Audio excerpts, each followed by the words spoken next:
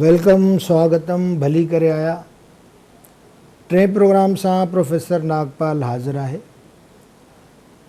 तालीम असांजे जीअण मरण जो सवाल है। तालीम न हुजण सां असांजी ही हालत है।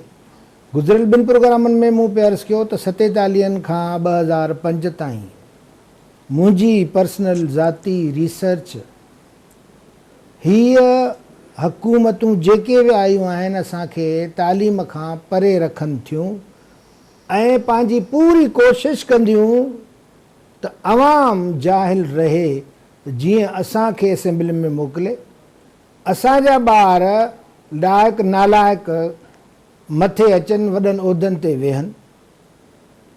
हिन प्रोग्राम करण जो मतिलबु असांखे दाहूं कूकूं न आहिनि करणियूं। असांखे इन सिस्टम खे सम्झणो आहे, तालीम जा कहिड़ा मसइला आहिनि, असां पर्सनली उन में छा कंट्रीब्यूट करे सघूं था, कम्यूनिटी लेवल ते, प्राइवेट सेक्टर में, गवर्नमेंट सेक्टर्स में बि उहो हीअं करे सघूं था त असां वटि जेके शहरी कमेटीज़ ठहनि थियूं उहे जेकॾहिं असांजे ॿारनि जी तालीम आहे, हीअ सॼी सिंध जा ॿार मुंहिंजा ॿार आहिनि, ईअं हर पेरेंट ऐं हर टीचर महसूसु करे। छो त जीअं मूं इन करे चयो त हुकूमतुनि जो आसरो छॾे ॾियो। पंहिंजे ॻोठ जो स्कूल विज़िट कयोसीं, बाबा उते पखा कोन्हनि, हे गरम असांजो इलाइक़ो आहे। असां पंहिंजे खीसे मां 500 रुपया कढी 2-3 पखा हणाए सघूं था। वरी ॿिए स्कूल में विज़िट कयोसीं, कूलर कोन्हे या पाणी कोन्हे या लैट्रिन जो बंदोबस्तु सही न आहे। त ही तजुर्बा असांजे सिंध ग्रेजुएट्स बि कया ऐं कामयाबु तरीक़े सां कया। मां उन्हनि जी प्लानिंग लाइ बि डॉक्टर सुलेमान खे वठी ईंदुसि। असां सभई हिक ॿिए मां सिखूं ऐं पंहिंजनि हालतुनि खे पाण बहितर कयूं, पंहिंजो मुक़दर पाण ठाहियूं। त अहिड़े नमूने सां असां पंहिंजा तालीमी माहिर ॾाहा गॾु कंदासीं। तव्हां असांखे पंहिंजी फीडबैक ॾेई सघो था। असां पंहिंजा नंबर ऐं ID माना ईमेल एड्रेस वग़ैरह हलाईंदव। तव्हां पंहिंजूं सोचूं असां सां शेयर करे सघो था त असांजो मसइलो आहे छा, केतिरा मसाला तव्हां खां असांखे मिलंदा, उन्हनि जी असां छंड छाण कंदासीं। त इन्हनि मसइलनि खे सम्झण खां, एजुकेशन जी प्रॉपर प्लानिंग करण खां मूं अॼु हिकिड़े ख़ासि महिमान खे घुरायो आहे जिन जो तमामु सुठो नालो, तमामु बहितर तजुर्बो ऐं सभ खां वधीक जेका ॻाल्हि मां माण्हू में पसंदि कंदो आहियां त सिंसियरिटी, डिवोशन, माना पंहिंजो पाण खे वक़्फ़ु करे छॾणु, तॾहिं असां कुझु करे सघंदासीं हेतिरे सारे बिगाड़ में। त हुननि जी एॾी दिलचस्पी आहे त यूनिवर्सिटी ऑफ कैलिफोर्निया मां PhD आहिनि तालीम में ऐं ॿोलीअ में बि। तालीम सां बेइंतिहा शौक़ु अथनि। पाण ज़ेबिस जहिड़े इदारे में सिंध अभ्यास अकेडमी जे डायरेक्टर आहिनि ऐं काफ़ी दोस्त सुञाणंदा हूंदा ऐं नालो अथनि मैडम गज़ाला रहमान। पाण वॾे जान फ़शानी सां ॾींहं राति एजुकेशन लाइ कमु कनि था। अचो त उन्हनि सां डिस्कस कयूं था त आख़िर असांजा कहिड़ा मसइला कहिड़ी तरह तय करे सघूं था असां। हुननि जो हिन ते विज़न छा आहे? She is very visionary lady ऐं हुननि जा हिकिड़ा पंहिंजा सोच, पंहिंजी रिसर्च आहे। त गौर सां असांजी हिन ॻाल्हि खे ॿुधिजो। मैडम वेलकम, भली करे आया असांजे शो में। असांजा माण्हू ॾाढे उत्साह सां तव्हां जूं ॻाल्हियूं ॿुधंदा। तव्हां असांखे ॿुधायो त असांजे हिन तालीम जे सुधारे लाइ, छो त ही तालीम तहज़ीब सां हली सघे थी, हिन धरती सां ॻंढियल हूंदी, असांजा वैल्यूज़ खणी हली सघे थी, जंहिं ते मैडम खे ख़ासि दस्तरस आहे। ऐं पाण सॼो इहो अभ्यास अकेडमी में तमामु सुठो कल्चरल असांजो जेको बैकग्राउंड आहे, हिस्टोरिकल असांजी जेका तहज़ीब आहे, त उन सां सलाड़ियल आहिनि। त मैडम तव्हां पंहिंजा वीचार वंडियो असां सां। महिरबानी नागपाल साहब। पहिरीं त आउं चवां त जेके मसइला आहिनि सिंध जा, सभिनि जा आॾो आहिनि। जी बिल्कुलु।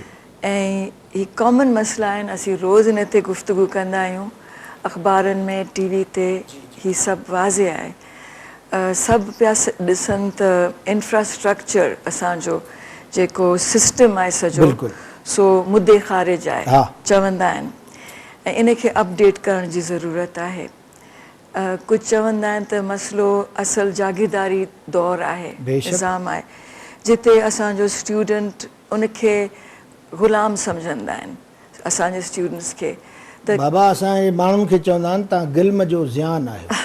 मूं जीअं अर्ज़ु कयो त हीअ जागीरदार, हीअ वॾेरा असांखे तालीम खां परे था रखनि, स्कूलनि खे वाड़ा कयूं वेठा आहिनि जिते जानवर ॿधा पिया आहिनि। हीअ का लिकल ॻाल्हि न आहे। त बिल्कुलु हू असांखे डिस्करेज था कनि, उस्ताद खे भॼाए छॾींदा आहिनि, घर वञी वेह, पघार तूं खणी ईंदो कर। बिल्कुलु। सो क्रिटिकल थिंकिंग बिल्कुलु। जी गुंजाइश कान्हे, जिते स्टूडेंट सुवाल करे हा। ऐं सोचे, उनजी परमिशन ई कान्हे। जहिड़ो सेटअप असां वटि आहे, हिकिड़े चवंदा आहिनि वन वे कॉन्वर्सेशन, रुगो टीचर पियो ॻाल्हाए ऐं स्टूडेंट खे मौक़ो नथो मिले, त असीं क़ौम कीअं बिल्ड कंदासीं हिकिड़ी मॉडर्न ज़माने में। त मुंहिंजे नज़र में हिकिड़ो त ही कॉन्वर्सेशन या ॻाल्हि ॿोल टू वे थिए, त उस्ताद ऐं शागिर्द हिक ॿिए खां सिखनि। यकदमि असांखे ही पैराडाइम शिफ्ट करणु खपे पंहिंजे स्कूलनि में। ॿियो आहे त मुंहिंजे ख़्याल में तव्हां सभिनी पाउलो फ्रेयर खे पढ़ियो हूंदो, पेडागॉजी ऑफ नॉलेज। बेशक। उन जा जेके पॉइंट्स आहिनि तालीम खे सुधारण जे लाइ, जी, सिंध खे सख़्तु ज़रूरत आहे बेशक इनखे स्टडी करण जो। असांखे रिसर्च मां फ़ाइदो वठणु घुरिजे। जी, रिसर्च में जो फ़ाइदो वठूं। पर ॿियो पॉइंट हीअ आहे त फिज़िकल इंफ्रास्ट्रक्चर कोन्हे असां वटि। जी, इहा ॻाल्हि बि इलाही असां ॿुधूं पिया काफ़ी ज़माने खां, त जिते छित आहे उते भित, मतिलबु भित ऐं छित जो मसइलो चवंदा जी, आहिनि। बिल्कुलु। टॉयलेट्स जो मसइलो आहे, बाउंड्री वॉल जो आहे, ख़ासि करे छोकिरियुनि जी एजुकेशन में। बेशक। फर्नीचर भॻियल टुटियल आहे, किताब न आहिनि, स्टेशनरी न आहे, प्लेग्राउंड्स, वॾी लिस्ट आहे। टीचर्स आर नॉट ट्रेन्ड, ऐं मॉनिटरिंग सिस्टम त सफ़ा कोन्हे, चेक्स एंड बैलेंसिस। पर निसाब जिते हाणे जंग, मैदान जंग थी वियो आहे, निसाब सॼे पाकिस्तान में, सो बि मुद्दे ख़ारिज आहे। बिल्कुलु ई आउटडेटेड, फॉल्स सिलेबस, कूड़ो सिलेबस। हिस्ट्री बि ग़लति पिया पढ़ियूं। पाकिस्तानी आइडियोलॉजी जेके असांखे रीथिंक करणु खपे। सब्जेक्ट नॉलेज मौज़ू जो जी तालीम ॾियण जे बजाए असीं आइडियोलॉजी पिया ॾियूं। तव्हां हर सब्जेक्ट में ॾिसो, इस्लामियात में ॾिसो, साॻी ॻाल्हि आहे, उर्दू, इवन इन इंग्लिश जेको निसाब आहे, मां तव्हांखे ॿुधायां बायोलॉजी जे किताबनि में बि, बायोलॉजी में बि आहे। जी, सो जेके माहिर तालीम आहिनि सॼी दुनिया में चवंदा आहिनि वी हैव टू रीथिंक, वरी नए सिरे सां सोचियो त तव्हां कहिड़े क़िस्म जो तालीमी सिस्टम चाहियो था। बेशक। पर आउं चवां थी सिंधियुनि खे खपे त सिंध में असीं सोचियूं त असांखे कहिड़े क़िस्म जो सिंधी ॿार खपे। बेशक। सिंधी ऐं हू अॻिते हली माण्हू या मर्द या औरत जेके हुनजो किरदारु छा थींदो, हुनजो माइंड सेट छा थींदो। सो क्लास 1 खां वठी क्लास 10 ताईं असीं हुनजे अंदरि छा था विझणु चाहियूं, बिल्कुलु इन ते असां सोचियो कोन्हे। सो एजुकेशन प्लानिंग में या तइलीम जी रिथाबंदी जे लाइ असीं हिकिड़ो कमु कंदा आहियूं, जेके ट्रेंड हूंदा आहिनि, सो बैकवर्ड मैपिंग कंदा आहियूं। तव्हां डिसाइड कयो तव्हांखे कहिड़े क़िस्म जो माण्हू खपे, पोइ तव्हां प्लान कयो त हुनखे स्टेज 10 ते छा खपे। बिल्कुलु। स्टेज 10 ते अचण ताईं तव्हांखे 9, 8, 7, 6, 5, 4, 3, 2, 1 सभिनी खे असां। सो अगरि तव्हां चाहियो था त 9th ऐं 10th जो ॿार क्रिटिकल थिंकिंग स्किल्स हुन वटि हुजनि, ख़ुदि एतमादी हुजे, त तव्हां पहिरीं जमात खां शुरू कंदा। बेशक। त उन जा एक्सरसाइज़ छा थींदा, तव्हां टीचर खे उन जे मुताबिक़ ट्रेन कंदा, तव्हांजा टेक्स्ट बुक्स बि इहा ॻाल्हि रिफ्लेक्ट कंदा।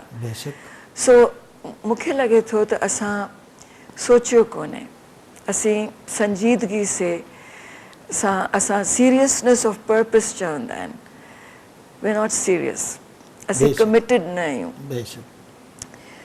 एजुकेशन खे असां पॉलिटिकल ठाहे छॾियो आहे। हर ॻाल्हि में असांजी पॉलिटिक्स, स्कूल्स में, कॉलेजिस में, उनखे पॉलिटिक्स मां तव्हां कढो, पॉलिटिसाइज़ करे छॾियो आहे, ऐं उनखे तव्हां ॾिसो as a science. Very good, very nice. Develop and plan it in that way.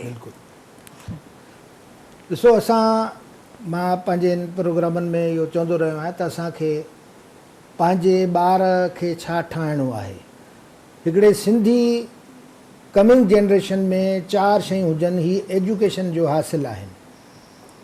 मां हिन ते पंहिंजनि प्रोग्रामनि में वॾो मटीरियल ॾींदुमि। जीअं साईं मैडम चयो त असांखे सिलेबस ओड़ी ठाहिणी पवंदी। एग्ज़ैक्टली सॼा मापा ॾिना वेंदा।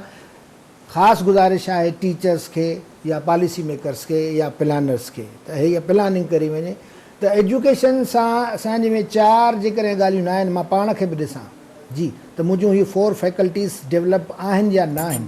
असांजी जेका सिलेबस आहे हिन वक़्तु उहा मुदे ख़ार छो आहे त उन मां हीअ 4 शयूं असांखे नथियूं मिलनि। पहिरीं ॻाल्हि आहे त असां इमेजिनेटिव हुजूं, तस्वर जी ताक़त हुजे। पोइ असां एनालिटिकल हुजूं, जेको असां सोचियोसीं कयोसीं उनखे एनालाइज़ कयूं, अहिड़ो एनालाइज़ कयूं जीअं असांखे ख़बर पए सच कूड़ जी, खोटे खरे जी। हिन शऊर खां सवाइ तालीम कहिड़े मक़सद जी आहे। एनालिटिकल माइंड घुरिजे ऐं पोइ क्रिटिकल असां पंहिंजे शयुनि ते तनक़ीदी नज़र रखूं जी, त उहा तनक़ीद ई असांखे बहितर पासे ॾे वठी हलंदी। ऐं not least but most important creativity. असां में क्रिएटिविटी कीअं ईंदी उन जा मां सॼा प्रोग्राम तव्हांजे अॻियां पेश कंदुसि त क्रिएटिविटी लाइ असां कहिड़ी तरह ॿार खे क्रिएटिव करे सघूं था। छो त असांजो मुदे ख़ार जेको सिस्टम आहे, जेको असांखे सख़्तु तकलीफ़ थो ॾिए, उहो सिर्फ़ु बोर्ड खे ॾिसी उतारणु ऐं रटो हणी लिखणु आहे। त क्रिएटिविटी किथां ईंदी? ॿार खे करणु कराइबो त हू सिखंदो। यादि कयो मुंहिंजो लफ़्ज़ आहे doing is learning. Doing is learning, practice makes man perfect. हींअर साही जो वक़्तु आहे, थोरी देरि लाइ इंतज़ारु कयो, वरी मिलूं था।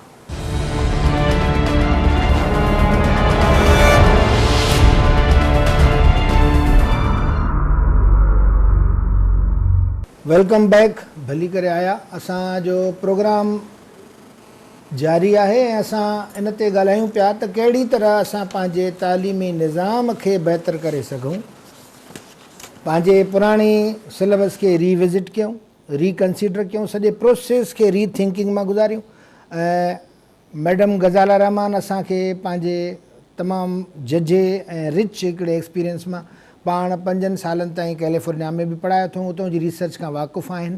त असां उन मां फ़ाइदो वठंदासीं, जंहिं लाइ मैडम खे तकलीफ़ ॾिनी आहे त कहिड़ी तरह हू सोचनि था ऐं असांखे पंहिंजनि ज़मीनी वसाइल मुताबिक़ कहिड़ियूं चेंजिस आणणु घुरिजनि। जी मैडम, तव्हां मूंखे यादि ॾियारियो त कैलिफोर्निया में जॾहिं आउं टीचर एजुकेशन प्रोग्राम में कमु कंदी हुअसि जी यूनिवर्सिटी में, जिते मास्टर्स ऐं PhD जी तालीम मूं पे हासिलु कई, जी जी गॾोगॾु मूंखे उते जॉब हो टीचर एजुकेशन प्रोग्राम में। गुड, टीचर एजुकेशन प्रोग्राम जंहिंजी असांखे ज़रूरत आहे। त ॾिसो उन में 4 ईयर 4 सालनि जे BSc या BA जे प्रोग्राम मां निकिरी करे जेको स्टूडेंट ईंदो हो उनखे टॉप स्टूडेंट्स खे खणंदा हुआ। त तव्हां वटि ऑलरेडी BSc जी डिग्री आहे या मैथमेटिक्स में या साइंस में या इंग्लिश में समथिंग और दी अदर, पोइ तव्हांखे ट्रेन कंदासीं एज़ अ टीचर।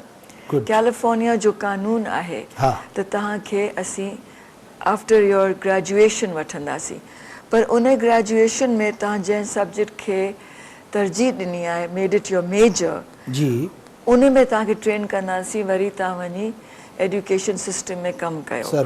बिल्कुलु। सो हिकिड़े साल जो हुनजो मास्टर्स इन एजुकेशन थींदो हो, विच इज़ नॉट, हू साॻियो मास्टर्स कोन्हे जेको तव्हां रिसर्च करे कयो, पर इन में बि थोरी घणी रिसर्च थींदी आहे, क्लासरूम बेस्ड रिसर्च। उहो अहिड़ो डिफ़िकल्ट कोर्स हुयो, अहिड़ो मुश्किल हुयो स्टूडेंट्स लाइ त हुननि वटि टाइम न हूंदो हो त पंहिंजो मथो खणी लाइफ ॾिसनि, बिकॉज़ हुननि खे जीअं मिलिट्री ट्रेनिंग थींदी आहे तीअं टीचर एजुकेशन प्रोग्राम हलंदो हो। वाह, हीअ ॻाल्हि गौर सां सम्झी वञे, असांखे बिल्कुलु सख़्ती सां हिन ते अमल कयो वेंदो। टीचर जेको आहे सो इज़ एवरीथिंग। ही प्रोडक्ट करे थो सॼी सोसाइटी जे जेके बि असांजा ज़हीन तरीन माण्हू आहिनि। त जेकॾहिं टीचर पाण ज़हीन आहे, सभिनी शयुनि खे ॼाणे थो ऐं हू इन्हनि सभिनी मां ट्रेंड आहे, त कहिड़ी तरह असां उनखे बहितर करे सघूं था। जी मैडम, सो मुंहिंजा स्टूडेंट्स मूंखे चवंदा त असां वटि सुम्हण जो टाइम कोन्हे, वेंझण जो टाइम कोन्हे, तव्हां असांखां इलाही कमु था करायो, पर सॼो डिपार्टमेंट हिननि खे कमु कराईंदो हो। असांखे अवरचाई सां महिनत करण जी आदत विझणी पवंदी। जी, हीउ पहिरियों उसूल आहे। असां महिनत करणु सिखूं, असां पंहिंजी पूरी जदोजहद सां आराम छॾे कुझु सिखणु सेखारण जे कम में असां लॻूं, छो त असां बदनसीब क़ौम जा फ़र्द आहियूं। असांखे पंहिंजे माण्हुनि लाइ सख़्तु महिनत करणी पवंदी, तॾहिं असां पंहिंजो कर्ज़ु लाहे सघूं था हिन धरती ॾांहुं। जी बिल्कुलु बिल्कुलु। त असां टीचर्स खे हिकिड़ो पैकेट मिलंदो हो सैक्रामेंटो मां। सैक्रामेंटो दारुल हुकूमत आहे कैलिफोर्निया जो। सो हेॾो थिक पैकेट हो, हेॾो वॾो। ऐं जेसीं हिकिड़ो हिकिड़ो स्टूडेंट उन पैकेट जा हिकिड़ो हिकिड़ो मॉड्यूल पूरो न करे असीं हुनखे पास न करे सघंदा हुआसीं। तंहिंमें साइकोलॉजी हुई, क्लासरूम साइकोलॉजी। जेके लेवल, जंहिं लेवल खे तव्हां पढ़ींदा उन लेवल जी साइकोलॉजी तव्हांखे नॉलेज हुजे। चाइल्ड साइकोलॉजी खां सवाइ असां नथा अॻिते हली सघूं। ऐं क्लासरूम मैनेजमेंट, अगरि तव्हां हाई स्कूल खे पढ़ींदा त टीनेज साइकोलॉजी हुजे हुन में। अच्छा, ॿियो कल्चरल पर्सपेक्टिव्स। तव्हांजे कैलिफोर्निया जे क्लासरूम्स में ॿार ईंदा आहिनि मुख़्तलिफ़ एथनिक ग्रुप्स मां, स्पेनिश स्पीकिंग बि आहिनि, इंग्लिश स्पीकिंग, चाइनीज़, कोरियन। त ही मुख़्तलिफ़ कल्चरल बैकग्राउंड्स मां ॿार ईंदा आहिनि। हुननि खे माण्हू कीअं हैंडल करे, कंहिंखे महसूसु न थिए त आउं main stream white English speaking न आहियां। इहा सेंसिटिविटी बि तव्हां वटि हुजे। इन खे चवंदा आहिनि कल्चरल पर्सपेक्टिव या सकाफ़ती पॉइंट ऑफ व्यू। असां कम्युनिकेशन में बि घणो पढ़ाईंदा आहियूं। जी, सो ईअं कोन्हे जीअं हाणे सिंध में थिए पियो त ये पढ़ नहीं सकते, ये सिंधी बोलते हैं, ये तो सिंधी बच्चे हैं। इहो मूं पाण कननि खां ॿुधो आहे चन्नेसर ॻोठ में, ये क्या पढ़ेंगे, ये तो सिंधी बोलते हैं। Very bad. So sensitization of the teacher is very important. त तव्हां वटि हर क़िस्म जो ॿारु ईंदो, उनखे कीअं तव्हां ट्रीट कयो। कंपेशनेट हुजे, कंसीडरेट हुजे टीचर। ऐं ॿियो करे अगरि तव्हां स्कूलनि में केमिस्ट्री पढ़ींदा त ही काफ़ी कोन्हे त तव्हां वटि केमिस्ट्री जी डिग्री हुजे। तव्हां 9 सालनि जे ॿार खे या 10 सालनि जे ॿार खे एक्सपेरिमेंट्स करणु कीअं सेखारींदा। सो तव्हांखे बिल्कुलु नए सिरे सां तालीम मिलंदी आहे पंहिंजे ई फील्ड में। जी, so teacher education is a very serious.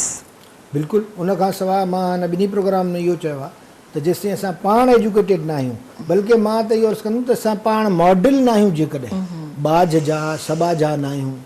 ॼाण रखणु पंहिंजी जॻह ते, ॿिए खे ॼाण ट्रांसफर करण जो जेको टैक्ट आहे, जंहिंखे टीचिंग चइजे थो, अॼुकल्ह त असां टीचर खे फैसिलिटेटर चऊं था। बुनियादी तरह असां सम्झूं था त ॼाण तव्हां में कुदरत रखी आहे, असां फैसिलिटेट कयूं था त उहे असां में स्किल्स हुजनि, एबिलिटीज़ हुजनि, त जीअं टीचर ॿार खां जेका बेस्ड क्वालिटीज़ आहे उन स्किल खे सम्झे, उन जी तबियत खे ॼाणे ऐं उन जूं असांखे बहितरीनु सलाहियतूं हासिलु करे सघे। जी बिल्कुलु। पर हिकिड़ी ॿी ॻाल्हि मूं त उते सिखी त तव्हां थीमेटिक या मौज़ू जे थ्रू तव्हां पढ़ियो। जीअं त अगरि तव्हांजो ॿारु ॿाहिराड़ी जो आहे, हू ऑलरेडी ॼाण रखे थो ॿाहिराड़ी जे जेको क्रॉप्स आहिनि, तव्हांजा फसल आहे कीअं थी थिए, हुनखे काफ़ी ॼाण हूंदी आहे, हुनखे लाभाड़ो करणु ईंदो आहे, पोइ सभु ॾिसी करे आयो आहे। छो न तालीम उन ते बेस कयूं। इहो न आहे त हुनखे हारी जो ॿारु रुगो हार पोइ सिखे, पर उनखे उन जे थ्रू तव्हां मैथमेटिक्स सेखारियो, उन जे थ्रू तव्हां साइंस सेखारियो। So agricultural creativity and irrigation knowledge already हूंदी आहे, पर इनखे मॉडर्न तरीक़े सां अगरि तव्हां एक्सपैंड कंदा त तव्हां उनखे साइंटिफिक थिंकिंग में आणे सघो था। ऐं काफ़ी मुल्कनि हिन ते सक्सेसफुल तजुर्बो कयो आहे। 2008 में पाकिस्तान में जेका एजुकेशन पॉलिसीज़ ठहियूं हुयूं, उन जी रिसर्च में उन्हनि लिखियो आहे त जेके असां वटि ड्रॉप आउट्स थियनि था न, उनजो रीज़न इहो आहे त असां स्किल्स नथा सेखारियूं, असां वोकेशनल एजुकेशन खे विसारे छॾियो आहे। त उन्हनि खे रीथिंक कयो ऐं उनखे उन्हनि शयुनि में, उन क्राफ्ट्स में बहितर तरीक़े सां तव्हां सेखारे सघो था। त जीअं असांजी जेको ख़ुदकशी ऐं बेरोज़गारी आहे, सिर्फ़ु इन करे मां MA पास आहियां, मां ॿियो कमु न कंदुसि ऐं नौकरियुनि जा वसीला असां वटि महदूदु आहिनि, त उहे स्किल्स मुताबिक़ असां हुनजे ट्रेनिंग कयूं, हुनजी टीचिंग कयूं। पर अगरि जाइज़ो सरसरी तौर सां जाइज़ो वठो सॼी सिंध में, मां वई आहियां ॿैराड़ी स्कूल ऐं अर्बन स्कूल्स में, ॿ शयूं नोटिस कंदी आहियां हर भेरो। हिकिड़ो त असांजो जेको सिंधी ॿारु क्लासरूम में जेको वेठो आहे सो बोर पियो थिए, हुनखे इंट्रस्टिंग नथो लॻे। सही, बिल्कुलु सही, इहा बिल्कुलु ॻाल्हि बोर चङी पियो तरह थिए। सम्झी वञे। मां जीअं ॿ भेरा पुराणे प्रोग्राम में चयो आहे त entertainment and education go together. मां प्राइमरी लेवल ते सम्झायो बि त कलर्स या पैड्स या हिकिड़े बाल सां असां काउंटिंग सेखारे सघूं था। त अहिड़े क़िस्म जूं शयूं वरी इंट्रस्टिंग हुजनि, ॿारु बोर न थिए। अॼु जे तालीम में तसवर ई न आहे त ॿारु बोर थिए क्लास में। ऐं ॿी ॻाल्हि त असांजे स्कूलनि में अञा ताईं तशदुद पियो थिए। ऐं ॿिनि सोर्सिस सां तशदुद, हिकिड़ो त मेंटल तशदुद आहे, तव्हां हुनखे अहसास कमतरी पिया ॾियो। बिल्कुलु, हुनखे तव्हां हुनजी रेस्पेक्ट नथा कयो। पहिरियों जुमिलो हूंदो आहे त give respect to the child. Respect to the child. जी, तव्हां हुनखे थुक बुजो ॻाल्हा ॾियो था या कॾहिं मारियो था। इहो मां ॿिनि प्रोग्राम में रखी चुको आहियां। असांजा समझदार ॿुधंदड़ इहा ॻाल्हि चङी तरह ॼाणनि था त पहिरियों असांखे हीअ शइ बंदि करणी पवंदी। जी, मूंखे अमेरिका में हिकिड़े कॉन्फ्रेंस में कंहिं पुछियो त तव्हां वायलेंस जी ॻाल्हि कई इन आवर स्कूल्स, क्या पनिशमेंट एंड वायलेंस, त मूंखे एग्ज़ाम्पल ॾियो। त मूं चयो हिकिड़ो भेरो मूं अखाणी हिकिड़ी स्टोरी ॿुधी हुई या पढ़ी हुई किथे, त थरपारकर में हिकिड़े ॿार खे उस्ताद धकु खयों, एॾो हुनखे मारियो त हू भॼी वियो स्कूल मां, भॼंदे भॼंदे इंडिया पुॼी वियो। ही cross the border, border cross करे। बिल्कुलु। तव्हां हुनखे तस्दीक नथी करे सघां पई, स्टोरी हुई। असां वटि ड्रॉप आउट्स जो घणे में घणो सबबु मुंहिंजी पंहिंजी एक्सपीरियंसिस आहिनि, ऑब्जर्वेशन्स आहिनि। त एतिरी मार ॾिनी त माण्हू चवंदो स्कूल खां मां तौबा कई। बिल्कुलु। सो त ज़हनी बि ऐं फिज़िकल ॿिन्ही तशदुद खां ॿार खे बचाइणो आहे। जेकॾहिं असां चाहियूं था त ॿारु इल्मु हासिलु करे, इल्मु प्यार जो शोबो आहे। सो टीचर ट्रेनिंग में तव्हां रुगो शोबो उनखे सब्जेक्ट न पाढ़ींदा, तव्हां उनखे बिहेवियर, टीचर बिहेवियरिज़म असां उनखे पूरो।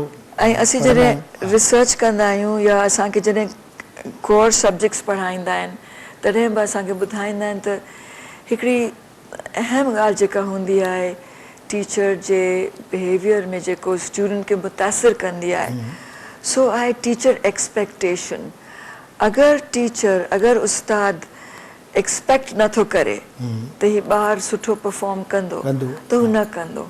तव्हां एक्सपेक्ट कयो, give a child good name, he will perform good. असां त उनखे ईअं पेश कंदा तव्हां ई उमेद रखी क्लासरूम में अंदरि वञो, तव्हां एक्सपेक्ट कयो। बेशक, बिकॉज़ हिननि इलाही रिसर्च हिन ते थियो आहे त कुझु टीचर्स वेंदा आहिनि जेके इलाइक़ा डिफिकल्ट इलाइक़ा आहिनि। Los Angeles unified school district सॼे अमेरिका में वॾो स्कूल डिस्ट्रिक्ट आहे। ऐं कुझु उते इलाइक़ा अहिड़ा आहिनि जिते माण्हू वञणु नथा चाहिनि, कराची वांगुरु। सो स्टूडेंट्स वटि गन्स हूंदा आहिनि, टीचर्स वेंदा आहिनि त सभु चेक वेक थींदो आहे, पोइ अंदरि वेंदा आहिनि त उन्हनि खे ट्रेनिंग मिलंदी आहे त तव्हां अहिड़नि इलाइक़नि में वञो पिया जिते गुरबत आहे, जिते वायलेंस आहे, जिते ड्रग्स आहिनि। सो तव्हां ज़ाहिर आहे तव्हां हिते वेंदा त सम्झंदा त हिते जा ॿार नथा पढ़ी सघनि। ख़ासि मार्क्स कयां लियारी असां वटि मशहूरु आहे हिन ॻाल्हि में, या लालू खेत, उन्हनि जा टीचर्स हीअ ॻाल्हि गौर सां ॿुधनि ऐं स्टूडेंट्स बि। असांखे कंहिं बि सूरत में तालीम न आहे छॾणी, पढ़ाइणु न आहे छॾणो, पढ़णु न आहे छॾणो, सिखणु न आहे छॾणो। जी मैडम। त मूंसां जंहिं PhD कयो पिए हू ऑलरेडी हिननि इलाइक़नि में हुननि उस्ताद जफराइज़ अंजाम पे कया। कुझु प्रिंसिपल्स हुयूं हुते जूं ऐं कुझु मास्टर्स हुआ, कुझु काफ़ी मिक्सड ग्रुप हुओ असांजो। सो हू रोज़ वेंदा हुआ हुते पढ़ाइणु, 2 कलाक ड्राइव करे वेंदा हुआ, हुनजो जॉब हुयो। त दौरान असांजे PhD जी जेका प्रोग्राम हो हुननि हिकिड़ो सब्जेक्ट अटेंड असां कयो अबाउट टीचर एक्सपेक्टेशन। त हुननि रियलाइज़ कयो त असीं वाक़ई ॾोही आहियूं, उते वञूं पिया त ही ब्लैक्स आहिनि, अफ्रीकन अमेरिकन ॿार आहिनि, मैक्सिकन अमेरिकन ॿार आहिनि ऐं ग़रीब वाइट अमेरिकन ॿार आहिनि। हिननि खां असीं उमेद नथा रखूं त हीअ हाई स्कूल ताईं पुॼंदा। बिकॉज़ ही ड्रग्स एंड गन्स में आहिनि। सही। पर जॾहिं हुननि पंहिंजो एटीट्यूड चेंज कयो वाह। त रिसर्च ॾेखारे थी त उते जे ॿारनि अचीव करणु शुरू कयो। बिल्कुलु। हुननि जा मार्क्स चेंज थी विया बिकॉज़ टीचर चयो U can learn, he can learn. U can learn. बिल्कुलु, मां हमेशह पढ़ंदो आहियां द मैन हू विन्स इज़ द मैन हू thinks I can. I can. त टीचर खे वॾो उमेद रखणु घुरिजे, वॾो मतिलबु उमेद अफ़ज़ा हुजणु घुरिजे त असांजा ॿार पढ़ी पवंदा। बिल्कुलु, उमेद ते जहान क़ाइमु आहे। सो टीचर एक्सपेक्टेशन यानी टीचर जी उमेद पंहिंजे स्टूडेंट्स खां हिकिड़ी डिटर्मिनिंग फैक्टर थींदी आहे। We are determined to do it, हा। Educate our young. हा। त मायूसी न हुजे टीचर में। बिल्कुलु। त आऊं optimistic, he must be optimistic and very hopeful. हा। त जी मां पढ़ाईंदुमि, ही पढ़ंदा। पर असांजा सिंधी जेके उस्ताद आहिनि चवंदा आहिनि असांजो ट्रांसफर करायो, इन इलाइक़े में न पढ़ाईंदासीं, ॿार हिते न पढ़ंदा। असांजा उस्ताद साहिबान इहा ॻाल्हि बिल्कुलु गौर सां ॿुधनि त हे छोरा सुधरंदा ई कोन। इहो लफ़्ज़ हाणे मटाइणो पवंदो। ही छोरा असांजो मुस्तक़बिल आहिनि, ही असांजा गुलो गुलज़ार ॿार आहिनि, ही सभु कुझु पढ़ंदा। असां हुननि खे ॾींदासीं त छो न पढ़ंदा, पर प्यार सां, उमेद सां। बेशक, तमामु सुठो तजुर्बो। वाह। सो अगरि ॿियनि मुल्कनि जी ॻाल्हि कजे त आउं हिकिड़ी आर्टिकल वठी आहियां, 2 आर्टिकल्स आहिनि। बिल्कुलु। ॾाढी इंस्पायर थी आहियां हिननि मां। हाणे रीसेंट आर्टिकल्स हा, हुननि जूं पंहिंजूं रिसर्चिस आहिनि। हा हा। हिकिड़ो त पाकिस्तानी उस्ताद आहे फ्रांस में, टुलूस university of Toulouse in France. France जी टुलूस यूनिवर्सिटी में पाकिस्तानी उस्ताद आहे, डॉक्टर गिल नालो अथसि। त हू ॿुधाए थो त फ्रांस जो सिस्टम बिल्कुलु पाकिस्तान वांगुरु हो जॾहिं नेपोलियन थी वियो हुते जो। त नेपोलियन चेंज आणियो हिन सिस्टम में। ऐं चवंदा आहिनि त situation was not very different in France जॾहिं नेपोलियन बोनापार्ट आयो। त हुन छा कयो त फ्रेंच एजुकेशन सिस्टम खे स्ट्रीम लाइन कई। वाह मैडम, हिकिड़ो मिंट जी।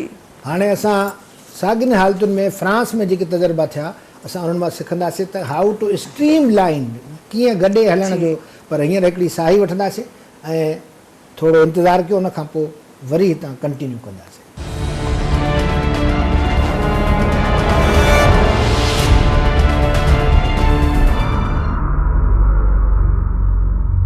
Welcome back. भली करे आया। असां नेपोलियन जे ज़माने जे फ्रांस जी स्ट्रीम लाइनिंग ते ॻाल्हि कयूं पिया। जी मैडम।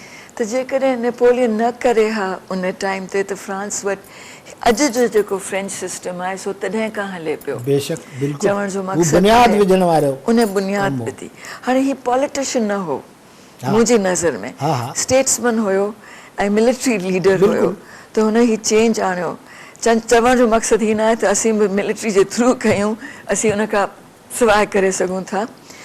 पर फ्रांस में चवे थो ही राइटर त फ्रेंच टैलेंट जेको हुननि जो हुनर हो उन वक़्तु साॻे नमूने सां ही जेका असां तज़ाद आहे अमीरी ऐं ग़रीबी जो ऐं अर्बन ऐं रूरल जो, इन में साॻे तरह सां जकड़ियल हो। ऐं हुननि वटि बि सोशो इकोनॉमिक मोबिलिटी न हुई, चुरपुर न हुई। बिल्कुलु उहा सिचुएशन हुई। त हुननि जो जेको टैलेंट जो पूल हो सो फासिजी वियो हो। जी असां हाणे सिंध ब्यास अकेडमी में जिते आउं कमु कंदी आहियां, हर रोज़ छोकिरा छोकिरियूं ईंदा आहिनि सिंध मां, सॼी सिंध मां। ऐं अॼु नाज़माबाद मां हिकिड़ो सिंधी छोकिरो आयो, चयईं त मूं वटि ही टैलेंट आहे, ही थो ॼाणा, हू थो करां, पर मूंखे जॉब नथी मिले।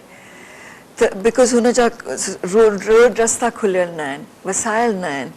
त कनेक्ट कीअं करे पंहिंजो टैलेंट, पंहिंजी एजुकेशन विथ अ जॉब। सही। छाकाणि त हुन जितां डिग्री हासिल कई आहे उनखे जाली करार ॾिनो वियो आहे। त अच्छा, बोनापार्ट, वरी नेपोलियन ते अचूं। हुन छा कयो त स्टेट एजुकेशन सिस्टम खे उन बिल्कुलु बजट जेके एलोकेशन्स थींदा आहिनि उहे क्लियर करे छॾिया त एतिरो पैसो मिलंदो हिकिड़े स्कूल खे। ऐं इंस्पेक्शन्स एतिरा भेरा थींदा साल में, कंपेटिटिव एग्ज़ाम्स थींदा। ऐं एजुकेशन इंस्टीट्यूशंस जो पाण में हिकिड़ी क़िस्म जी हायरार्की थींदी, ही सुठो आहे, ही सुठो कोन्हे, मतिलबु सभिनि खे ख़बर पइजी वई त कोऑपरेशन में हिकिड़ो चेंज अची वियो। तव्हां कूड़ नथा ॻाल्हाए सघो त इदारे जे अंदरि छा आहे, बिकेम ट्रांसपेरेंट। इन एक्ट जे करे अॼु ॾींहुं ताईं जेको नेशनल एजुकेशन सिस्टम गवर्नमेंट जो पब्लिक एजुकेशन सिस्टम फ्रांस जो सो वधीक सुठो आहे बनिस्बत प्राइवेट जेके डफर आहिनि, जेके ॿुधू आहिनि, जेके पढ़ी नथा सघनि। अवल त अहिड़े को माण्हू कोन्हे, पर जेको सुठा शागिर्द न हूंदा आहिनि से प्राइवेट में पढ़ंदा आहिनि फ्रांस में, ऐं जेके ब्रिलियंट हूंदा आहिनि, जेके करे सघंदा आहिनि, से सभु पब्लिक स्कूल्स में। असांजी सरकार नामदार अहिड़े क़िस्म जो सिस्टम आणे, ऐं मां हूअं ई चवंदो आहियां त मां तव्हांजी एजुकेशन ॻाल्हियुनि खे न ॿुधंदुसि। Actions speak louder than the words. जंहिं ॾींहुं मिनिस्टर्स MLA MP पंहिंजा ॿार गवर्नमेंट स्कूल्स में पढ़ाईंदा, उन ॾींहुं मां मञींदुमि त हा वाक़ई तव्हां तालीम जी ख़िदमत कई।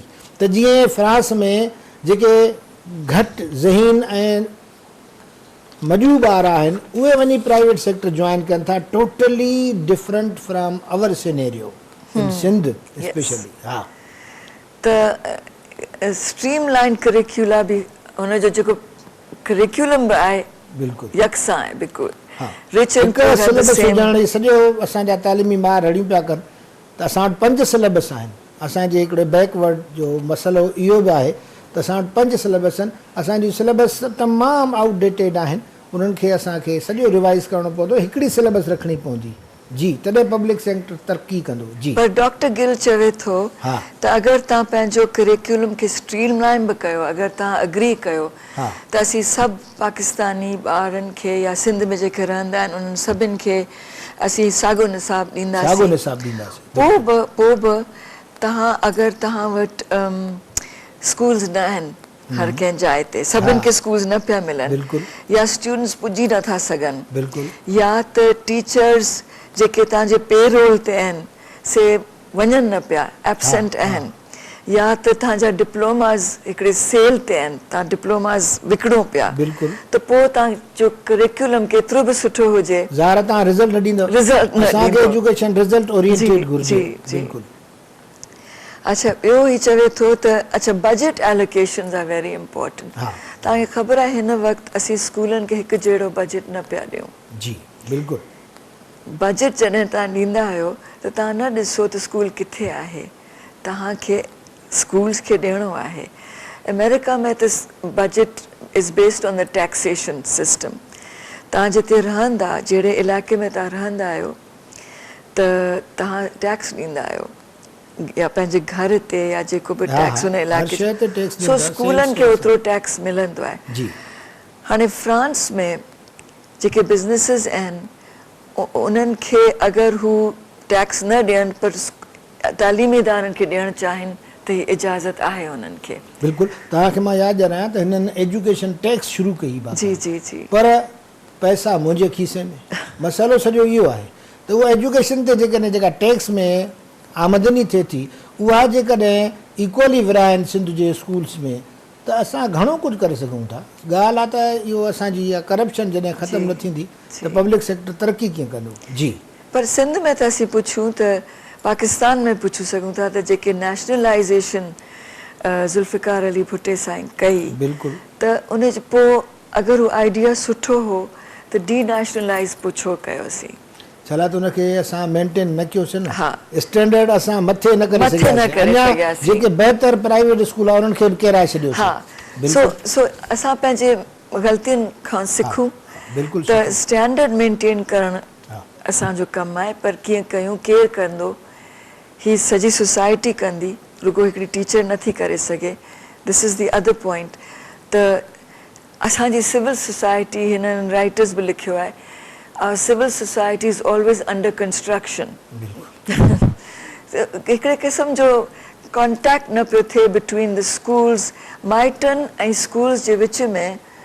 पेरेंट टीचर जेको असां वटि ठहिया पिया आहिनि, तंज़ीमूं आहिनि जिते किथे कॉलेजनि में बि आहिनि। सो ॿी ॻाल्हि हिन आर्टिकल में आहे जेका इंट्रस्टिंग आहे त करप्शन जे ख़िलाफ़ कीअं कमु कबो। त जॾहिं करप्शन खे तव्हां डिफाइन कयो, एजुकेशन सिस्टम में करप्शन किथां शुरू थी थिए? हिकिड़ो त पेपर ठाहिण में बि करप्शन आहे, बेशक पेपर कीअं ठहंदा आहिनि असां वटि। ॿियो मेंटरिंग में करप्शन आहे, एडमिनिस्ट्रेशन में आहे, ऐं टेस्ट तव्हां ॾींदा आहियो, पेपर ठाहींदा आहियो, पोइ टेस्ट ॾींदा आहियो, पोइ इन्विजिलेट कंदा आहियो। चवण जो मक़सदु आहे त किथां शुरू कयूं हिन प्रॉब्लम खे सॉल्व करणु।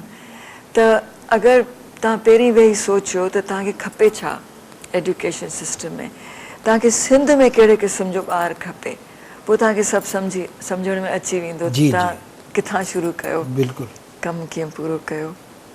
त इन्हनि सभिनी ॻाल्हियुनि ते गौर कजे, प्लान कजे, ऐं इन प्लानिंग खां पोइ असांजी एजुकेशन रिज़ल्ट ओरिएंटेड हुजे, उन में असां सभिनी जो हथु शामिल हुजे।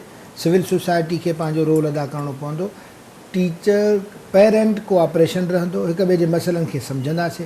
असांखे ही जीअण ऐं मरण जो मसइलो करे खणणो पवंदो त असां सोचूं, क्रिएटिविटी सां पंहिंजा राया ठाहियूं, असांखे वाक़ुफ़ु कयो, असां गॾिजी वरी अॻिते नयनि शयुनि सां हलंदासीं। त जेके हॾ ॾुखी उस्ताद, पेरेंट्स ऐं सिविल सोसाइटी जा मेंबरान आहिनि, उन्हनि खे असांजी दरख़्वास्त आहे त तालीम जे बहितरी लाइ पंहिंजूं सॼियूं तवानायूं ख़र्चु कयो। ऐं इन ॻाल्हि सां अॼु जो प्रोग्राम ख़तमु थो कयां। असां वक़्त जे ताबे आहियूं ऐं ईंदड़ प्रोग्राम में वरी नयनि आइडिया सां तव्हां सां मुखामिलो थींदो। तेसिताईं महिरबानी, सदाईं गॾु।